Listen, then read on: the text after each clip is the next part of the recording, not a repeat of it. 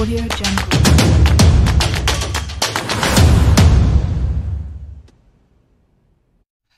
Hello la famille, bienvenue sur Dream Télévision. L'Euro allemand 2024, ça ne peut pas nous échapper. Malgré le léger retard, nous avons décidé quand même d'en parler ici sur Dream Télévision. Donc les analyses, entre autres le prévu ou soit le prédiction des rencontres de cette édition Euro Allemagne 2024. On en parle ici avec Emerald Kamba, mais aussi et également avec Tishik Mabanza, que j'ai dit bienvenue chez nous. Je commence avec Emerald, bienvenue chez nous. Merci. C'est pour une première. C'est pour une première, merci.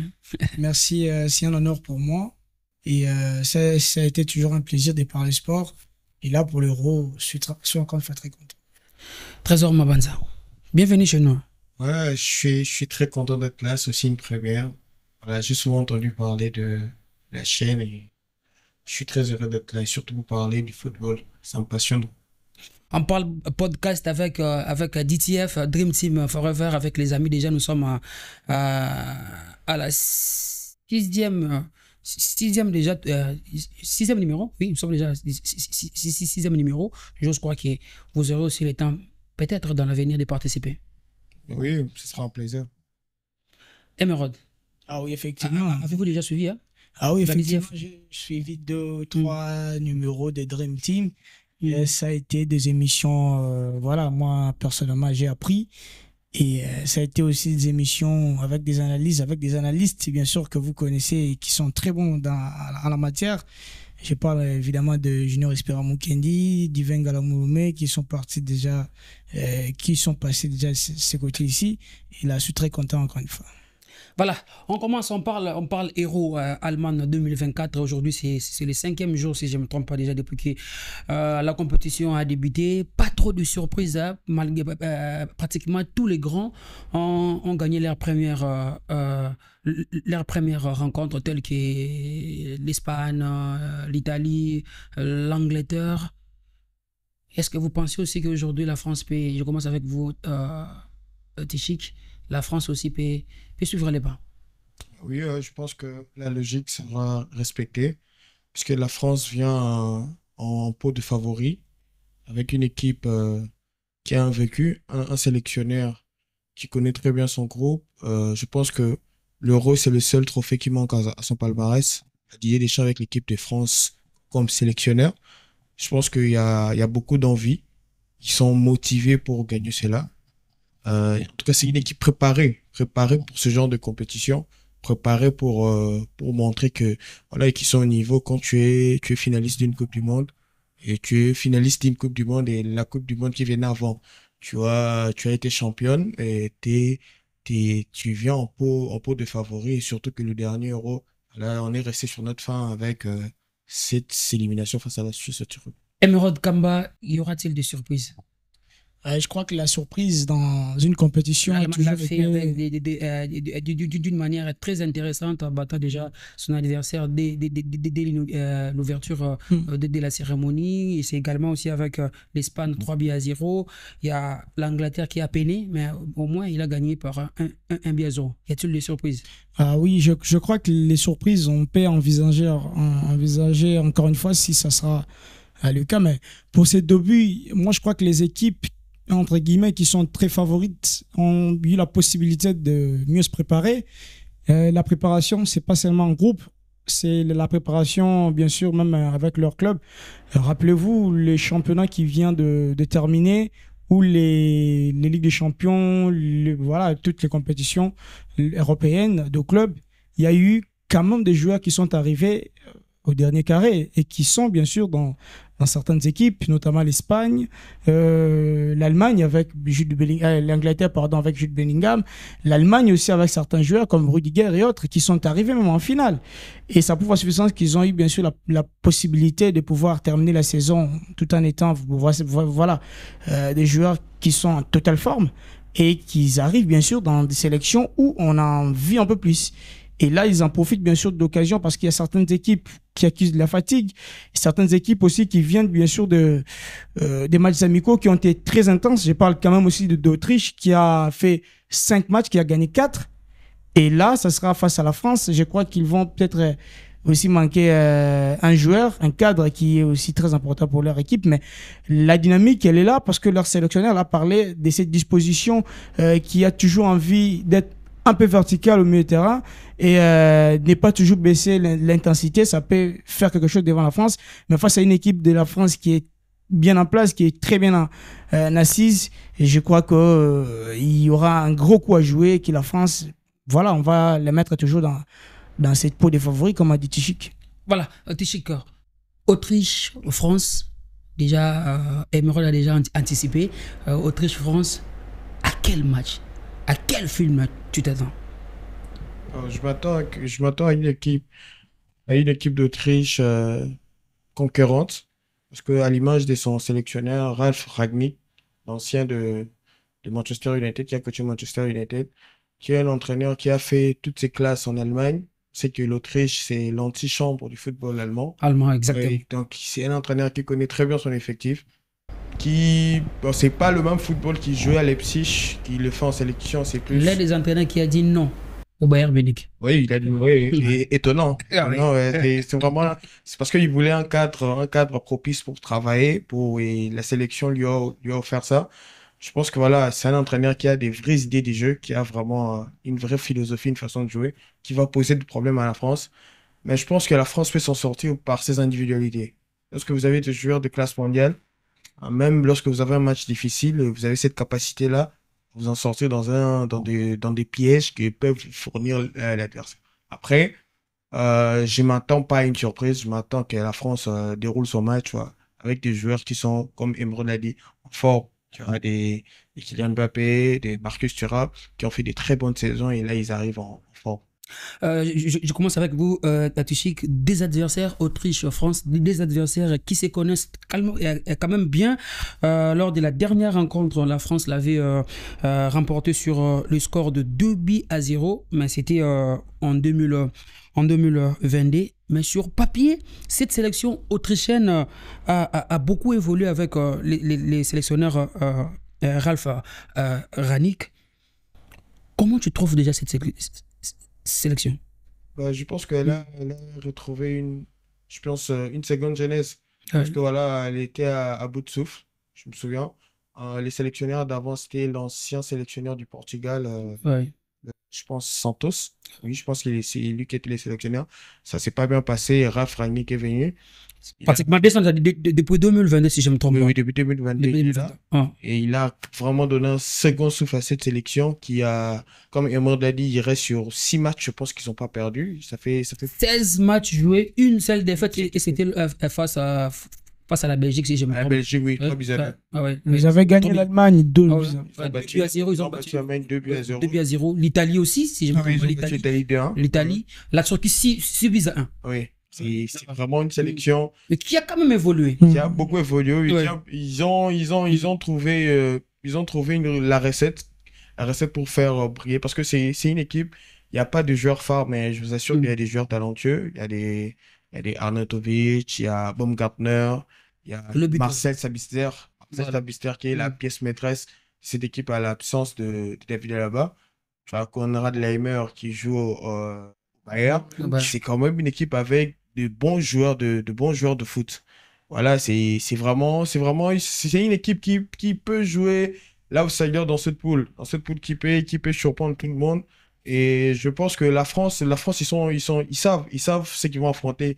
Didier Deschamps a dit en conférence de presse que voilà, l'Autriche est sous-cotée parce que voilà, c'est une équipe qui joue très bien, un bloc médian qui sait attendre, qui sait prendre, qui sait jouer en transition un peu à l'allemande.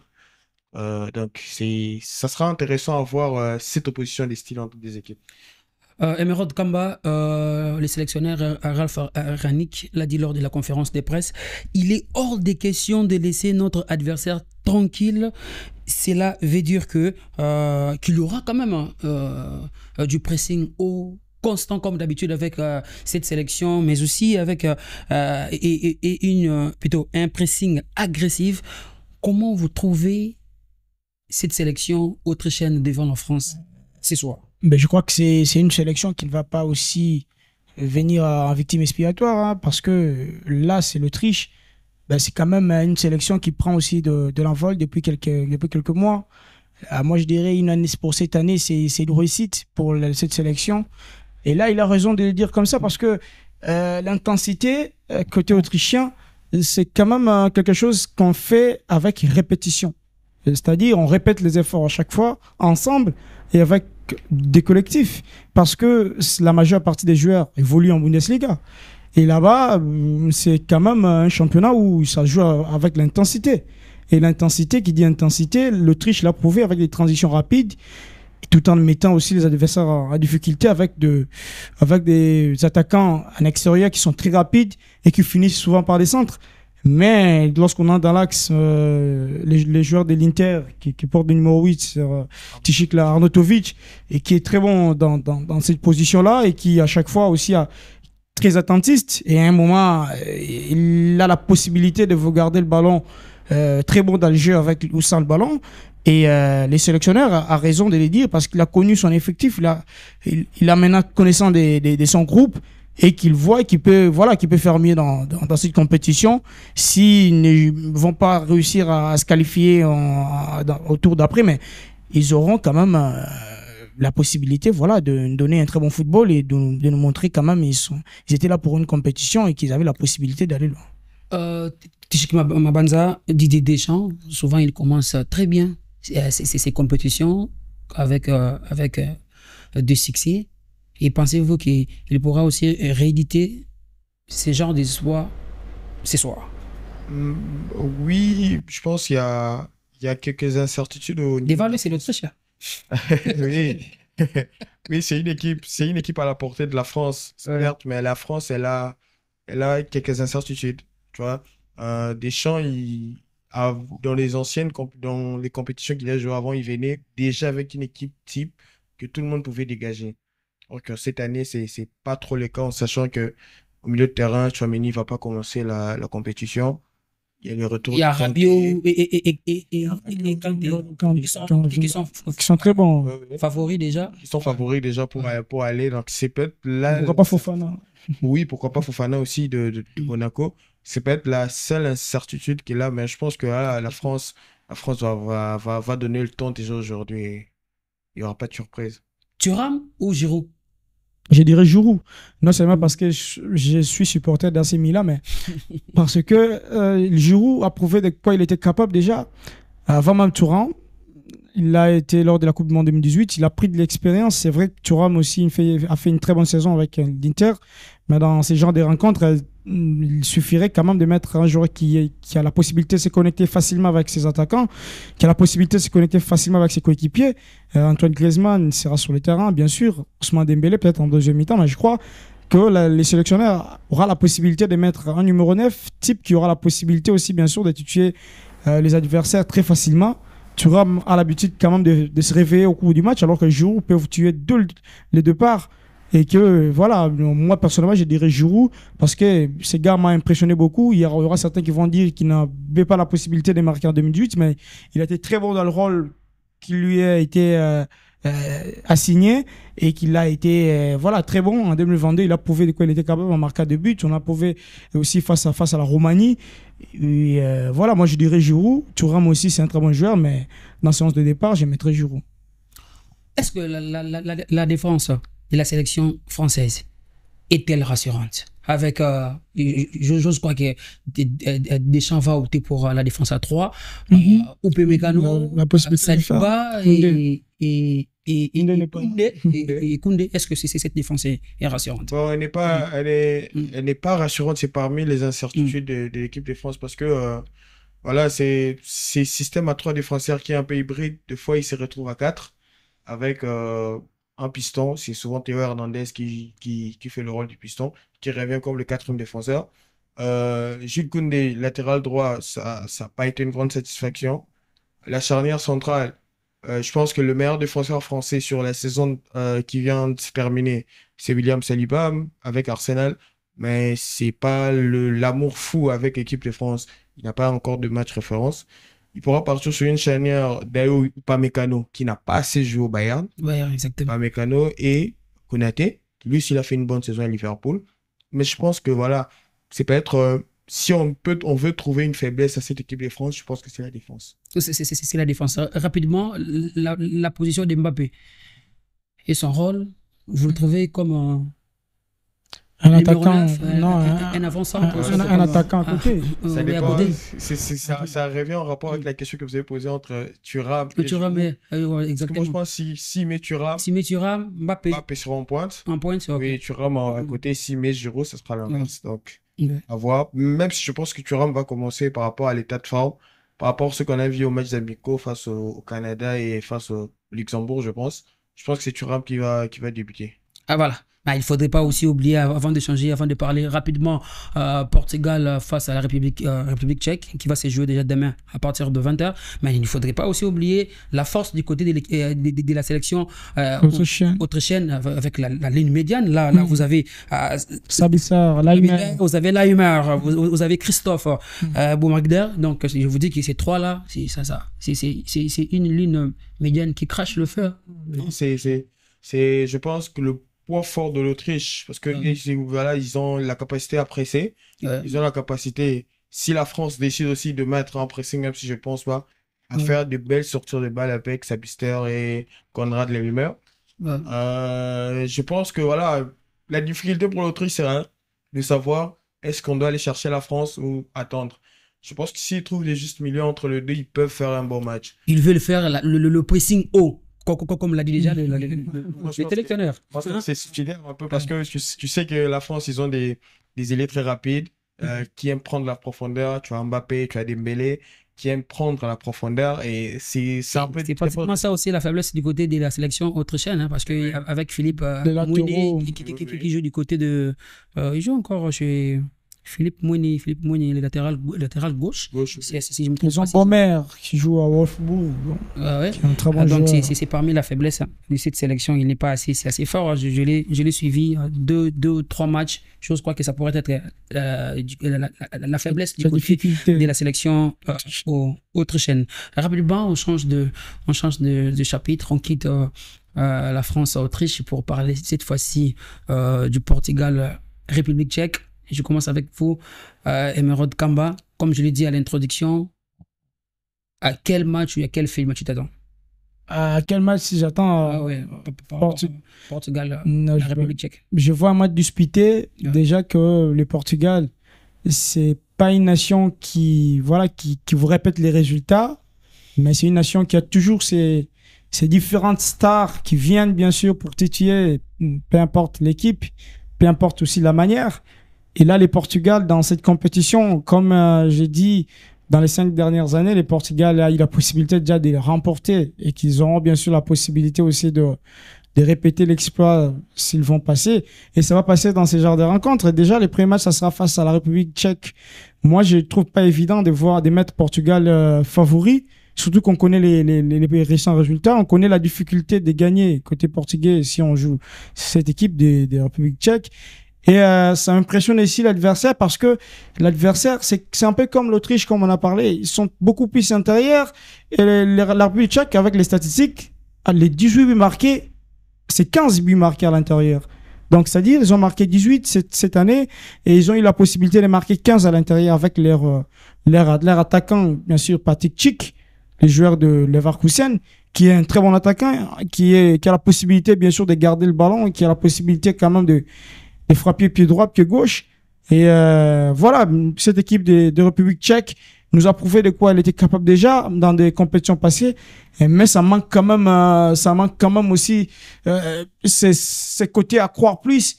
Ça manque quand même aussi cette agressivité devant certains adversaires. Et je crois que l'équipe de la sélection portugaise aura aussi un coup à jouer devant cette équipe de République tchèque. Mais je crois que Portugal, c'est quand même une nation qui, moi personnellement, je ne mets pas en favorite, mais je mets quand même dans un tableau où la République tchèque ne va pas se retrouver. Tu sais y aura-t-il une surprise de la part de la République tchèque? Déjà que cette sélection, quart de finaliste lors de l'Euro 2020, avec un exploit en battant les Pays-Bas en huitième de finale sur le score de 2-0, si je ne me trompe pas encore une fois de plus. Est-ce que cette équipe est capable de faire tomber le Grand Portugal? Comme pour la France-Autriche, je n'y crois pas trop. Parce que je pense que le Portugal arrive avec beaucoup de valeurs sûres, avec beaucoup de certitudes.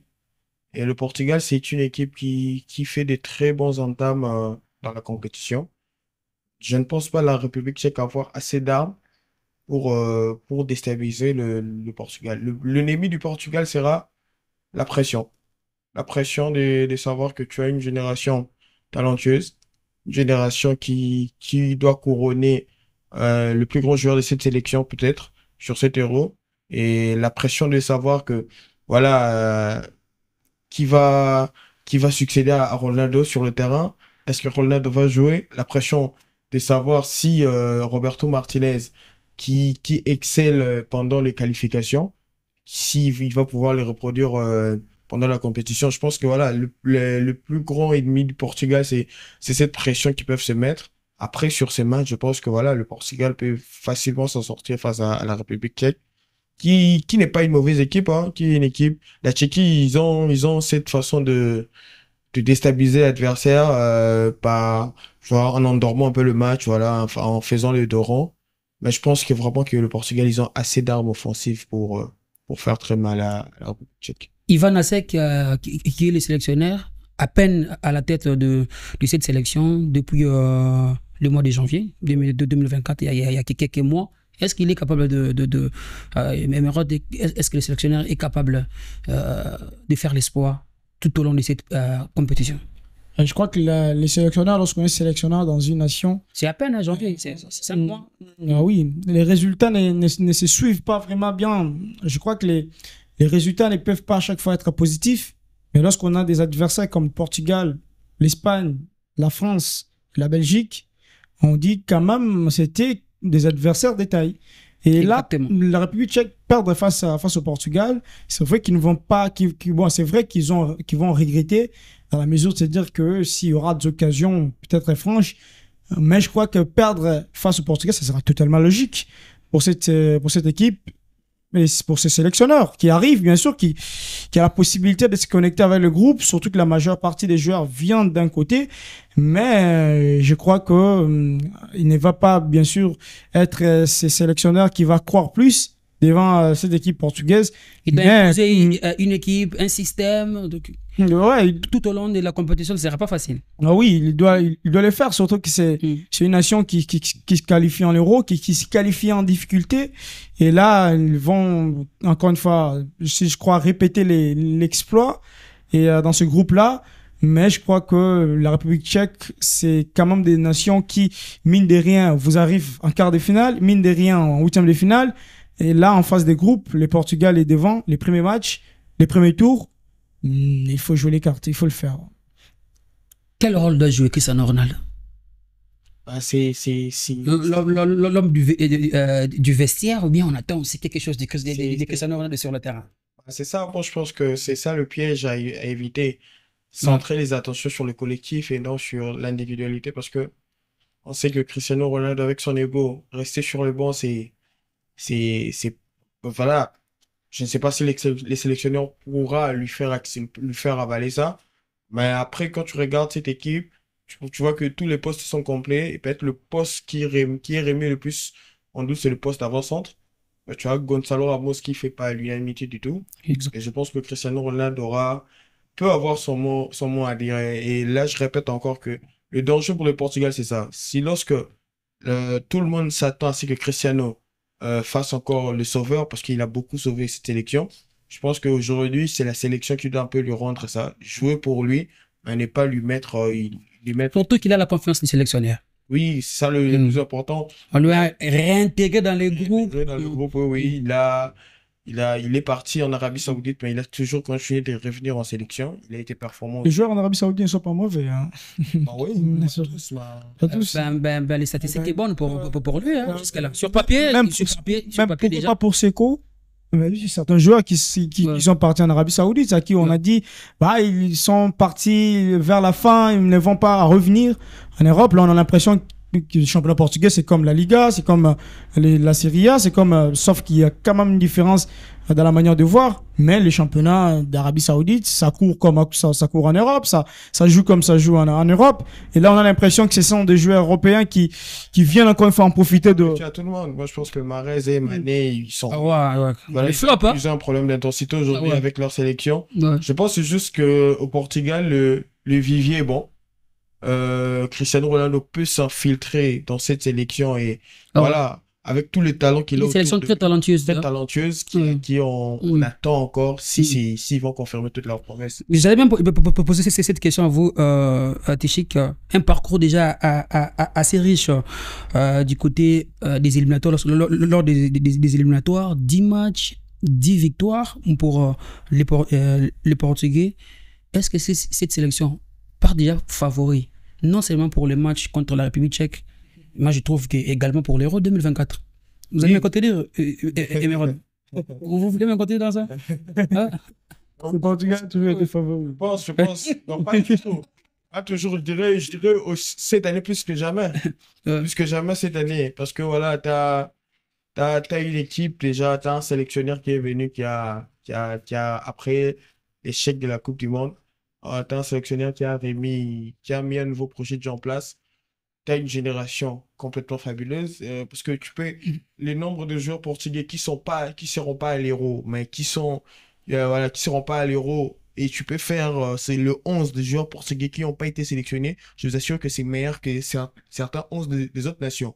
Ça veut dire que mais ça a toujours été comme ça pour le Portugal. Ça a toujours été comme ça.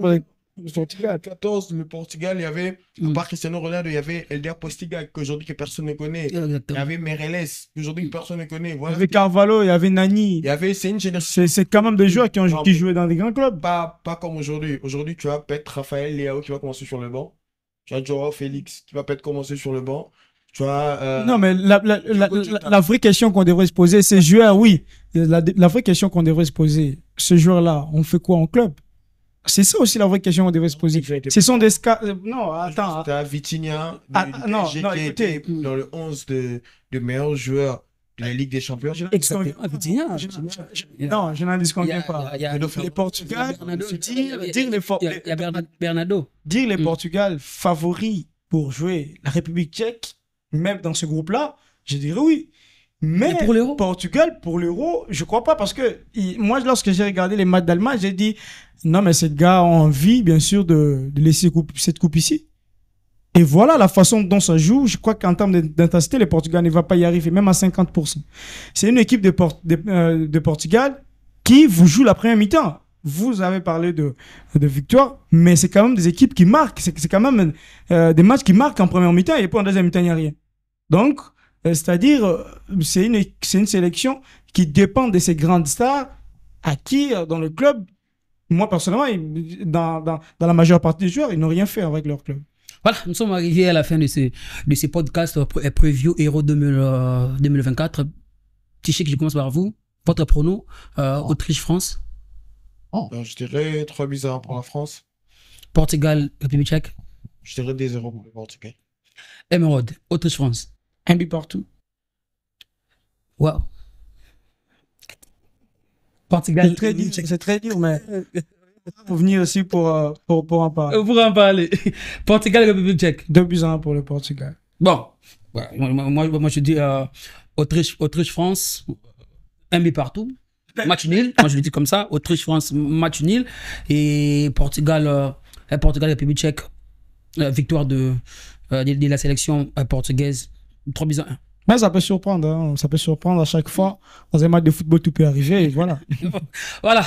Merci à Emerald Kamba. Merci aussi à Téchik Mabanda pour avoir accepté notre invitation. Merci beaucoup à vous. Voilà, nous sommes arrivés à la fin de ce podcast. Preview Euro 2024. J'ai toujours cette habitude de le dire. Si vous nous suivez pour la toute première fois, n'hésitez pas de liker, de vous abonner et d'aller cliquer sur la cloche de notification pour ne rien rater du contenu de Dream Télévision. On va y revenir pour parler d'autres rencontres tout au long de cet Euro 2024 qui se joue en Allemagne. Quant à moi, je vous dis au revoir. On se retrouve à la prochaine. Bye. Audio Jungle.